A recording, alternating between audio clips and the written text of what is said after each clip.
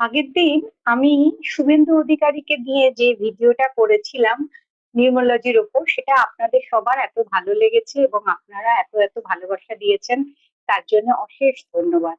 এবং আপনারা অনেকেই আমাকে রিকোয়েস্ট করেছেন এই লসু গ্রিটের ছক কি করে আমরা আমাদের জন্ম সময় দিয়ে বানাবো সেটা একটু শিখিয়ে দেওয়ার জন্য। দেখুন, এটা খুব ইজি, আমি আপনাকে সুন্দরভাবে শিখিয়ে দিচ্ছি। আশা করি আপনারা যে যার ছক নিজেই বানিয়ে নিতে পারবেন এবং নিজেই অনেকটা বুঝে নিতে পারবেন যে কি রকম কি আপনাদের জীবনে কি হতে পারে কি না হতে পারে, সমস্ত কিছু আছে এখানে। দেখুন, আমি সীমা রয় বলে একজনের ছকটা নিয়েছি।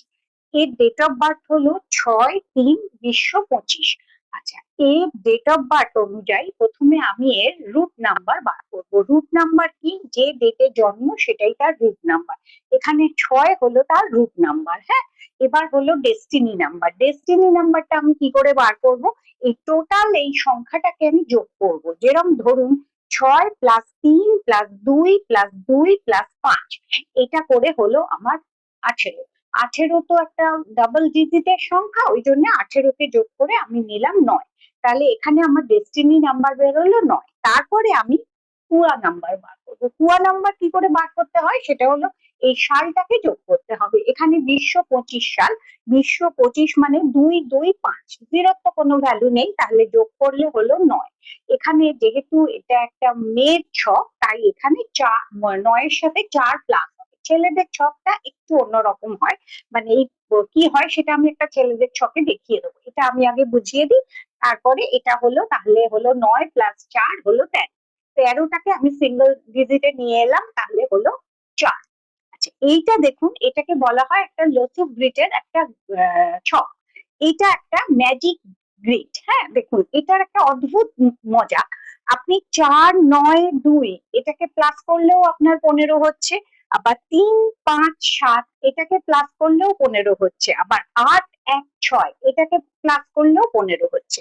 আবার দেখুন, এদিক থেকে 4-3-8 এটাকে প্লাস করলেও 15 হচ্ছে, 9-5-1 একেও প্লাস করলে 15 হচ্ছে, 2-7-6 একে প্লাস করলেও 15 হচ্ছে। আবার আপনি যদি এদিক দিয়ে করেন 2-5-8 একে প্লাস করলেও 15 হচ্ছে, আবার যদি আপনি এদিক দিয়ে করেন 4-5-6 একে প্লাস করলেও 15 হচ্ছে। যে কোনো জায়গা দিয়ে যে কোনো দিক দিয়ে আপনি যদি করেন এটা 15ই আসবে, এবং এটা হলো লসু গ্রিটের একটা ছক।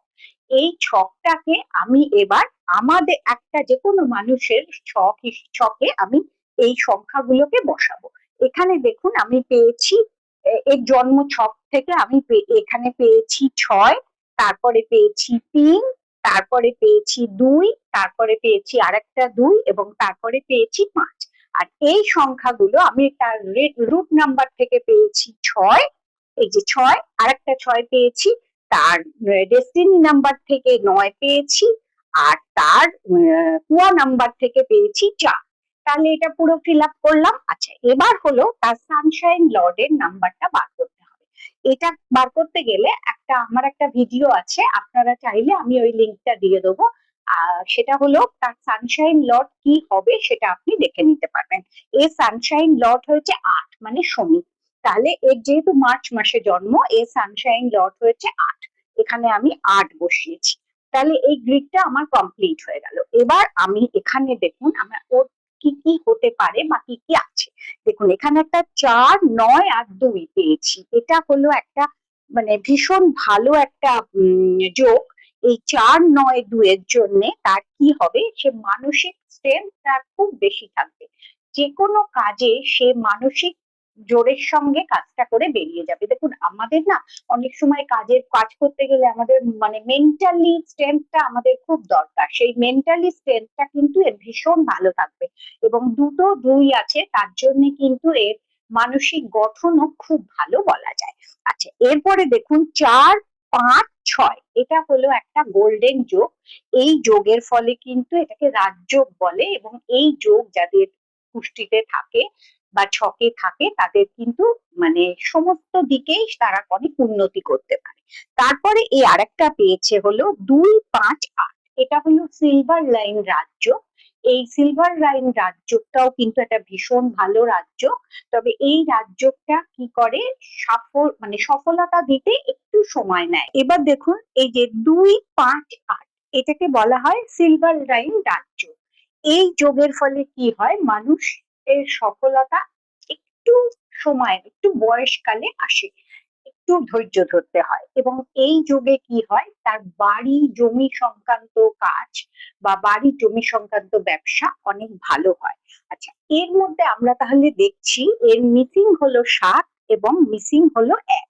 এই 1 মিসিং হবার জন্য এর কি হয়, এর কথাবার্তার ক্ষেত্রে একটুখানি মানে ক্লিয়ার হয় না, মানুষকে ঠিক ক্লিয়ারলি বোঝাতে পারে না। এদের কিন্তু নিজের বাকশক্তির ওপর আরো বেশি অ্যাটেনশন দেওয়া উচিত এবং মানুষের সাথে কথা বলার সময় তাকে আরো বেশি সচেতন হতে হবে।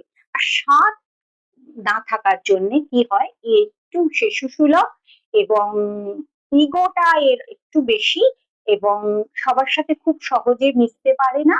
এবং স্বাদের জন্য কি হয়, লোককে খুব একটা বিশ্বাস করতে সহজে চায় না। এবং এটার জন্য এই গ্রিডটা দেখে আমরা বলতে পারি এ যদি বাড়ির নর্থ দিকে কোনো মাছের অ্যাকুরিয়াম, জলে ঝর্ণার ছবি বা কোনো ফোয়ারার ছবি এই ধরনের যদি কিছু লাগাতে পারে তাহলে কিন্তু সেটা তার জন্য ভালো।